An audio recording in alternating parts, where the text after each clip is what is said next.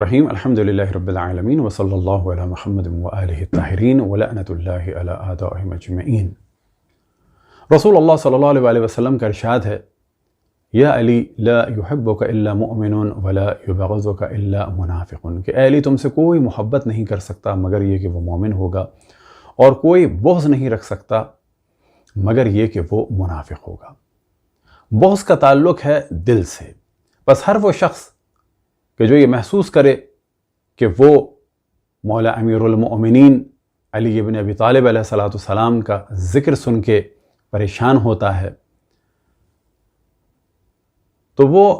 یہ جان لے کہ وہ منافق ہے۔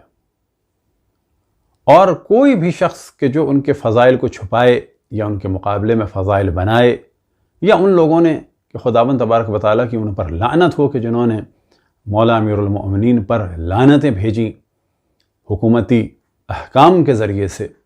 اور وہ لوگ کہ جنہوں نے مولا امیر المؤمنین علی ابن ابی طالب علیہ السلام سے جنگیں کی، ان کے خلاف تلواریں اٹھائیں، ان کو اذیت دی، بلا شک وہ سب منافق تھے۔ اور یہ حکم ہے، لازوال حکم ہے رسول اللہ صلی اللہ علیہ وآلہ وسلم کا۔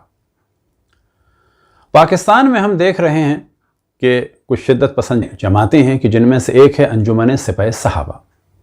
ASS۔ اب اس ASS کے کچھ گندے معنی بھی ہیں، ان کو تو ہم ڈسکس نہیں کرتے، لیکن ایس کے ایک معنی ہیں گدھے کے۔ ان لوگوں کی بھی عقل و شعور کی یہی کیفیت ہے۔ تو ایک جانب ہم دیکھتے ہیں کہ یہ گدھے والی جماعت ہے پاکستان میں، تو دوسری جانب ہم دیکھتے ہیں کہ انجمن سپاہ گاؤ انڈیا میں ہے۔ دونوں کا ایک معیار ہے، ایک فتنے کی روش ہے۔ یہ یہاں پر ایشو اٹھا رہے ہیں کہ جب اذان میں ذکر ہوتا ہے وَخَلِيفَتُهُ بِلَا فَصْلٍ، تو یہ انکار ہے کچھ افراد کا، جبکہ ان کی غلط فہمی ہے۔ رسول اللہ صلی اللہ علیہ وسلم نے کئی موقعوں پہ مولا امیر المؤمنین علیہ السلام کو اپنا خلیفہ کہا ہے اپنے بعد، لیکن ہم دیکھتے ہیں کہ ایسے القاب دوسروں کے لیے زبان رسول اللہ صلی اللہ علیہ وسلم سے نہیں آئے ہیں، اور اگر کہیں یہ چیزیں بنائی بھی گئی ہیں تو اللہ کا شکر ہے کہ ان روایات کو موضوع اور ضعیف قرار دیا گیا ہے۔ پس صدیق اکبر لقب ہو تو وہ رسول اللہ صلی اللہ علیہ وسلم نے مولا امیر المؤمنین کو دیا، فاروق لقب ہو تو وہ رسول اللہ صلی اللہ علیہ وسلم نے مولا امیر المؤمنین کو لقب دیا۔ یہ دو القاب در حقیقت مولا امیر المؤمنین علیہ السلام کے تھے۔ اسی طریقے سے آپ نے یعنی رسول اللہ صلی اللہ علیہ وسلم نے مولا امیر المؤمنین کو اپنے بعد اپنا ولی بھی کہا، اپنے بعد اپنا مولا بھی کہا، اور اپنے بعد اپنا خلیفہ بھی کہا۔ انشاءاللہ بعض وہ روایات کہ جن میں مولا امیر المؤمنین کو خلیفہ کہا ہے وہ آپ کے سامنے ہم پیش کریں گے، لیکن یہاں یہ بتاتے ہیں کہ انڈیا میں ہم دیکھ رہے ہیں کہ انجمن سپاہ گائے اور پاکستان کی انجمن سپاہ صحابہ کہ جس کا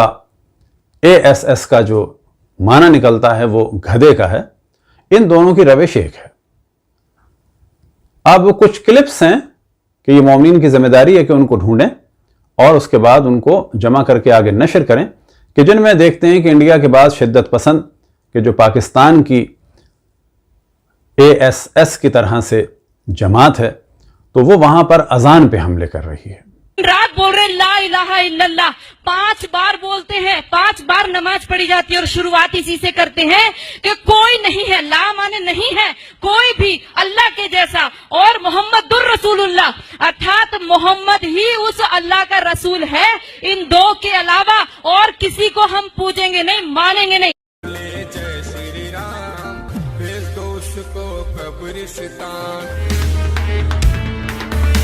विवादित गाना जो ना बोली जय श्री राम भेज दो उसको कब्रिस्तान। गाने वाले सिंगर को पुलिस ने गोंडा से गिरफ्तार कर लिया।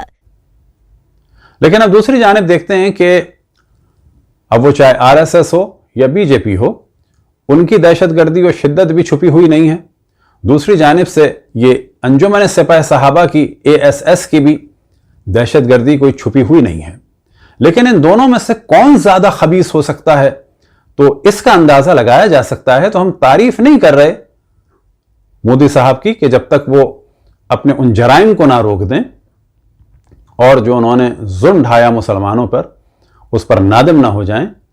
تو ظاہر ہے کہ ان کی کوئی تائید نہیں کر سکتا. لیکن ان دونوں دہشت گردوں میں سے بظاہر یہ نظر آتا ہے کہ بی جے پی کی دہشت گردی کم ہے، کیونکہ ہم یہ دیکھتے ہیں کہ مودی نے کئی جگہ اپنی گفتگو روکی ہے اذان کے احترام میں. میں سب سے پہلے بھارتیہ جنتا پارٹی کے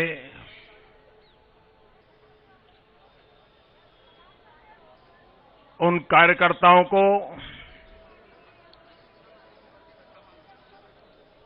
ہم 2 منٹ رکیں گے، ایک اذان پوری ہو جائے اس کے بعد بات کریں گے.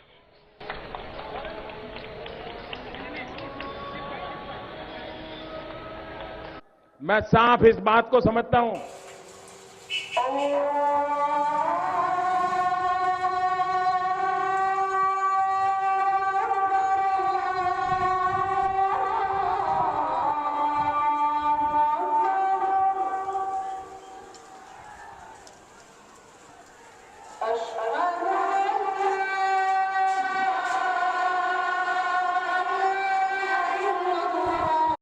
لیکن ہم یہ دیکھ رہے ہیں کہ یہ اپنے رسول کے نفس اور بھائی اور داماد کا ذکر مٹانا چاہتے ہیں. ماشاءاللہ ماشاءاللہ. اگلی بات مختصر انشاءاللہ ہماری اسلامک لائٹ فورم کا 7 نکاتی ایجنڈا ہے جو میں علماء کے سامنے رکھنا چاہتا ہوں. نمبر 1، تبرہ بازی پر مبنی نام نہاد اذان جس میں 3 ٹائم پر اشہد ان امیر المومنین و امام المتقین و خلیفۃ بلا فصل علی ولی اللہ وصی رسول اللہ و خلیفۃ بلا فصل کہا جاتا ہے. یہ اذان کل دہشت گردی پہ مبنی. تو پتہ یہ چلا کہ وہ تو اللہ اور رسول کو نہیں مانتے پھر بھی اتنی دہشت گردی نہیں کر رہے جتنی یہ لوگ رسول اللہ صلی اللہ علیہ وسلم کا نام لے کر دہشت گردی کر رہے ہیں. در حقیقت یہ رسول اللہ صلی اللہ علیہ وسلم کو بھی نہیں مانتے. یہی وجہ ہے کہ جتنی توہین کتب اہل سنت میں رسول اللہ صلی اللہ علیہ وسلم کی ہے اتنی توہین دنیا کے کسی دین و مذہب میں بھی رسول اللہ صلی اللہ علیہ وسلم کی نہیں ہے. اور یہی وجہ تھی کہ انڈیا میں کتاب لکھی گئی ایک ایسی کہ جس کا نام بھی لینا جو ہے وہ توہین آمیز محسوس ہوتا ہے، یعنی رنگیلا رسول. اور برادران اہل سنت کو جان لینا چاہیے کہ ان کے علماء میں ایک اچھی بڑی تعداد نواسب کی ہے، یعنی ایک تو ان سے فضائل رسول اللہ صلی اللہ علیہ وسلم ہضم نہیں ہوتے، اور دوسرے ان کی آل اور اہل بیت کی نہ فضیلت ہضم ہوتی ہے نہ ذکر ہضم ہوتا ہے. لہذا آپ دیکھیں کبھی وہ یہ کہتے تھے کہ جو علم تابوت ذوالجناح یا عزاداری امام حسین میں شرکت کرے گا یا دیکھے گا اس کا نکاح ٹوٹ جائے گا. اب یہ نہیں کہتے ایسا، کیوں کہ پہلے تو وہ گاؤں دیہات میں لوگوں کو روکنے کے لیے ایسا کہتے تھے، لیکن اب اگر ایسا کہیں گے تو پھر تو تمام مسلمانوں کا ہی نکاح ٹوٹ جائے گا اور نتیجہ بڑا برا نکلے گا، کیونکہ سوشل میڈیا پہ اب دنیا میں ہر جگہ عزاداری ہے، میڈیا پہ اس وقت ہر جگہ عزاداری ہے. پھر کبھی تہمتیں لگاتے تھے کہ شیعہ بچے کاٹتے ہیں، تھوک کے پلاتے ہیں. یہ سب کچھ کیوں تھا؟ یہ سب کچھ اس لیے تھا کہ یزید کی خباثت لوگوں تک نہ پہنچے اور ہمارے نبی حضرت محمد مصطفیٰ صلی اللہ علیہ وسلم کی آل پر جو ظلم ہوا، جو ان کو ان کے بعد ذبح کیا گیا، جلا وطن کیا گیا، در بدر پھرایا گیا، ان کی چادروں کو چھینا گیا، ان کی نواسیوں کی چادروں کو چھینا گیا، بازاروں درباروں میں لایا گیا، ان کے سر کو کاٹ کر نوک نیزہ پہ بلند کیا گیا. یہ سب کچھ لوگوں کو پتہ نہ چلے. بس یہ سوال کرتے ہیں کہ شیعہ غم کیوں مناتے ہیں رسول کی آل کا، تو ہم صرف اتنا جواب دیں گے جو بھی رسول مانتا ہے اپنا حضرت محمد مصطفیٰ صلی اللہ علیہ وآلہ وسلم کو، اب ان کے علاوہ کسی کو مانتا ہے تو پھر الگ بات ہے. اگر ان کو اپنا رسول خاتم الانبیاء مانتا ہے تو پھر وہ صرف ایک کام کرے کہ یہ سوچے کیا رسول اللہ صلی اللہ علیہ وسلم اپنی آل پر ظلم ہونے کے بعد خوش ہوئے تھے یا روئے تھے.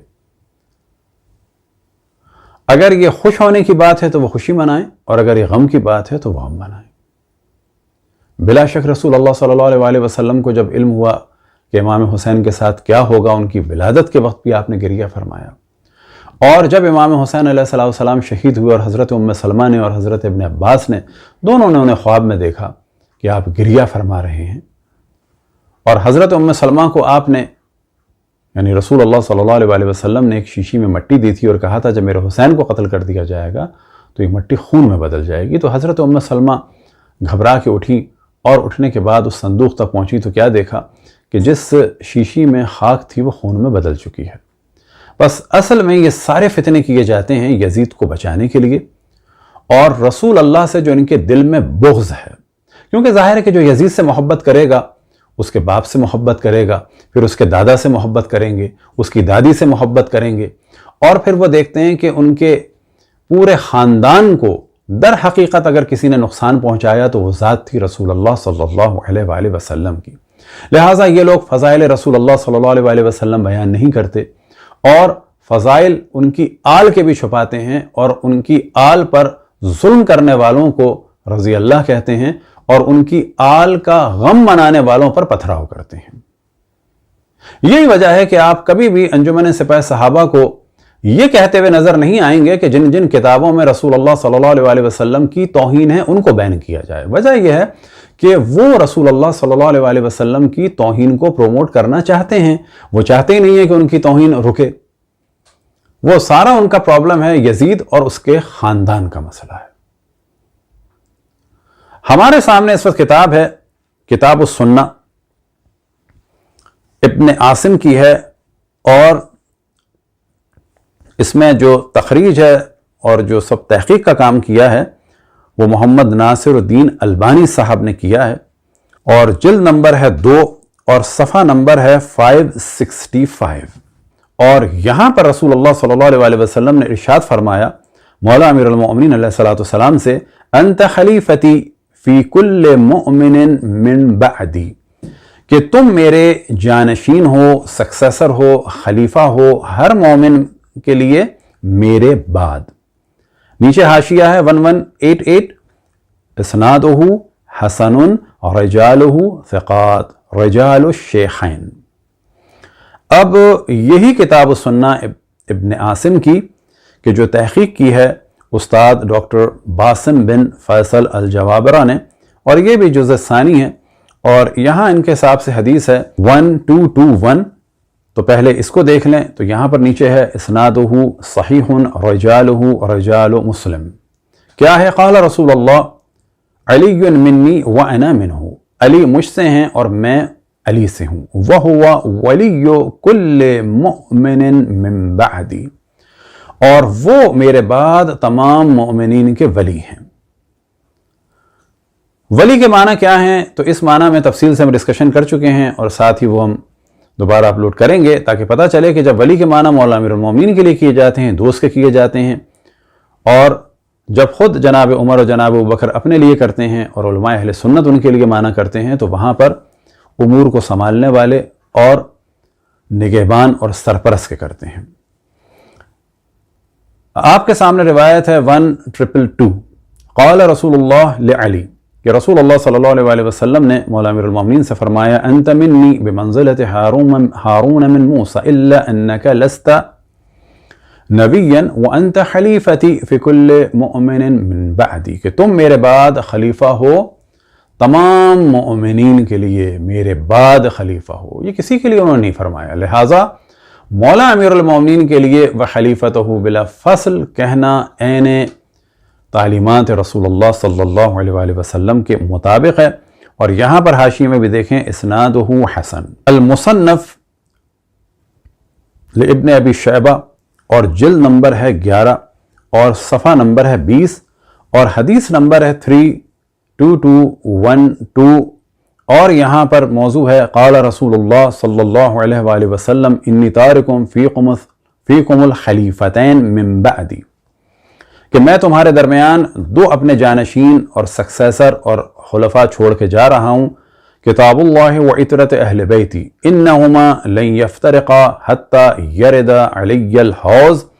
کہ یہ دونوں کبھی بھی جدا نہیں ہوں گے یہاں تک کہ یہ دونوں میرے پاس حوض کوثر پر پہنچ جائیں گے۔ تو معلوم ہوا کہ لفظ خلیفہ رسول اللہ صلی اللہ علیہ وآلہ وسلم نے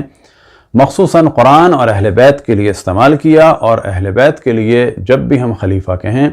تو بالکل یہ تعلیمات رسول اللہ صلی اللہ علیہ وآلہ وسلم کے مطابق ہے۔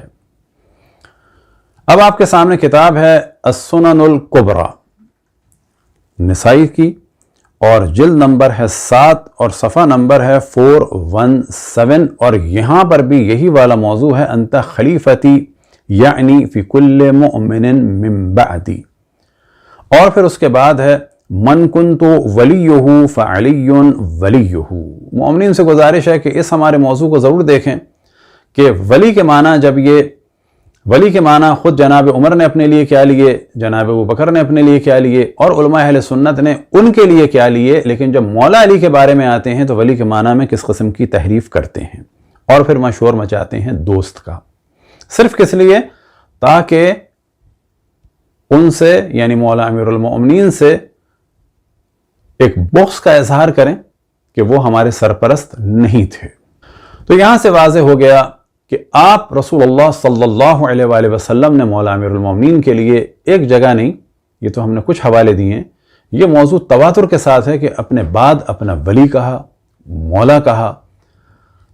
تمام مسلمانوں کا ولی اور سرپرست قرار دیا، تمام مسلمانوں کا مولا قرار دیا،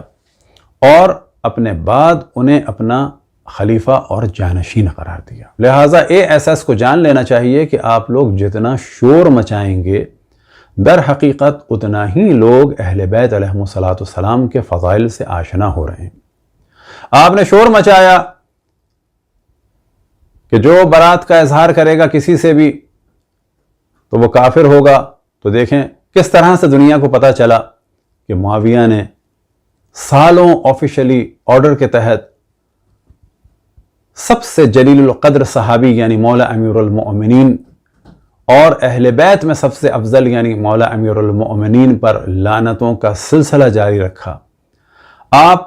در حقیقت جب چھیڑتے ہیں مذہب حق اہل بیت کو تو آپ سمجھ نہیں پاتے کہ کتنی خدمت انجام دے رہے ہیں، اور آپ سمجھ نہیں پاتے کہ اپنے لیے کتنے پرابلم کریٹ کر رہے ہیں۔ دعا ہے کہ خداوند تبارک و تعالی آپ کو اس اللہ کی معرفت عطا فرمائے کہ جو قرآن اور تعلیمات رسول اللہ اور اہل بیت کے ذریعے سے پہچانا گیا، نہ وہ اللہ جو اپنی ٹانگ جہنم میں ڈالے گا اور ایک نوجوان کی صورت میں ہوگا جو آپ لوگوں کا عقیدہ ہے۔ اور دعا ہے کہ آپ کو خداوند تبارک و تعالی اشرف الانبیاء رحمت للعالمین حضرت محمد مصطفیٰ صلی اللہ علیہ وآلہ وسلم کی معرفت کرائے۔ کون سی معرفت؟ جو اہل بیت نے کرائی، وہ معرفت نہیں کہ جس کے بعد نتیجہ نکلا کتاب رنگیل رسول کا۔ پھر دعا ہے کہ خداوند تبارک و تعالی آپ کو آل رسول کی محبت عطا فرمائے، نہ کہ ان لوگوں کی جن لوگوں نے رسول کے چچا کے کلیجے کو چبایا، اور جنہوں نے رسول اللہ صلی اللہ علیہ وآلہ وسلم سے اور ان کی آل سے جنگیں کی، ان کی نسل کو ذبح کیا اور ان کی نواسیوں کو اسیر بنایا۔ وصلی اللہ علی محمد وآلہ الطاہرین۔